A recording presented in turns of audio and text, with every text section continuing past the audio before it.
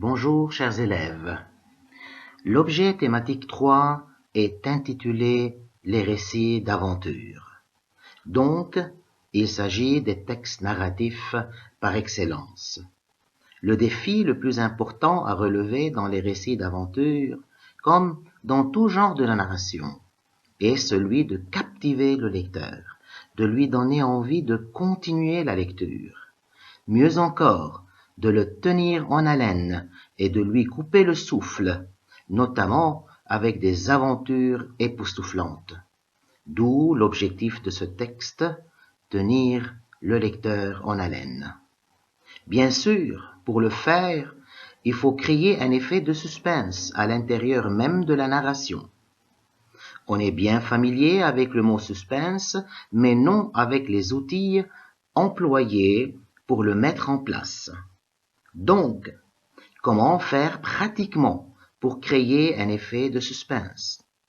À quels moyens faut-il avoir recours concrètement et non pas juste théoriquement pour offrir au lecteur une atmosphère qui captive son attention, le retienne prisonnier de sa lecture, jusqu'à ce que soit advenu l'élément de résolution et la situation finale du récit d'aventure dont il fait la découverte.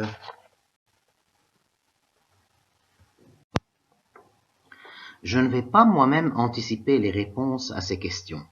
Je vais plutôt lire et expliquer le texte de votre manuel à la page 94-95. Oui, je vous laisserai le soin de retrouver les moyens que le narrateur du récit a utilisés pour créer un effet de suspense. Commençons tout de suite par le péritexte. Celui-ci nous informe que nous allons faire la connaissance d'un certain Nil qui a perdu sa taille normale et qui est devenu tout petit. En effet, il est devenu minuscule car un lutin l'avait frappé d'une punition. Nil vit dans une maison entourée d'une ferme d'oies. Une flotte d'oies sauvages passe par-dessus la ferme. C'est le texte maintenant. La voix de ces oies ou leur cacardement constitue comme un appel à un jeune jar domestique qui se trouve dans la ferme de Nil. Par instinct, ce jeune jar essaye de rejoindre la bande, mais malheureusement, il ne peut pas voler faute de pratique.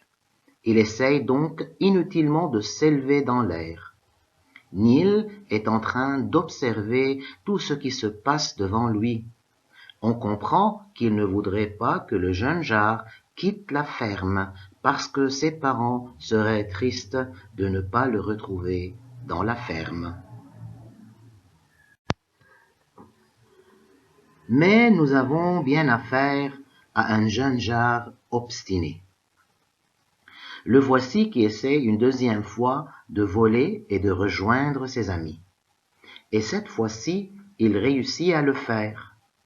Afin de l'en empêcher, Nil, qui voit tout, saute sur son dos.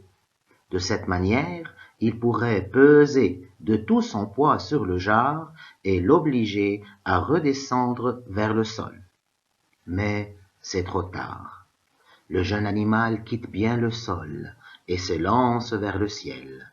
Et cela se fait si rapidement que Nil n'a pas l'occasion de descendre de son dos, en laissant l'animal s'envoler seul. Nil se trouve alors sur le dos du jar à une très haute altitude, à tel point qu'il en a le vertige.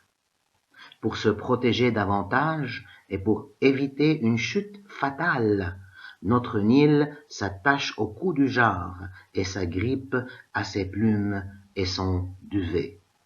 Bientôt, un vent très fort frappe Nil de tous côtés, comme une cravache, comme s'il était au beau milieu d'un cyclone.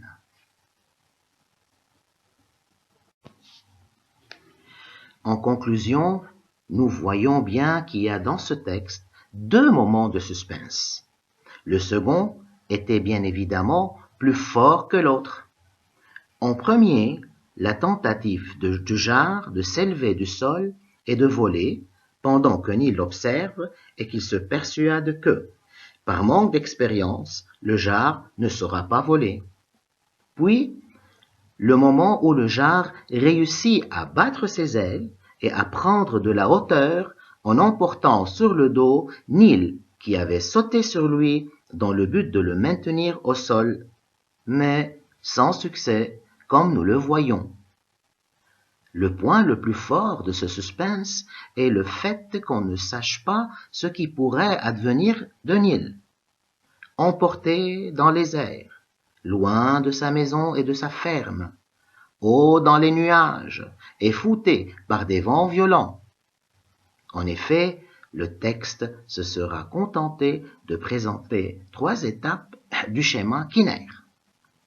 La première, la situation initiale de Nil, habitant tranquillement dans une maison entourée d'une ferme.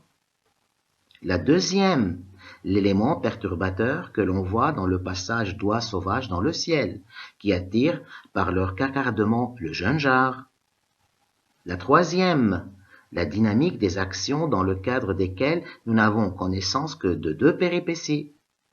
La tentative au début échouée, ensuite réussie, de voler du jeune jar et ensuite l'envolement de Nil au dos du jar, dont on ignore vers où cela va le mener.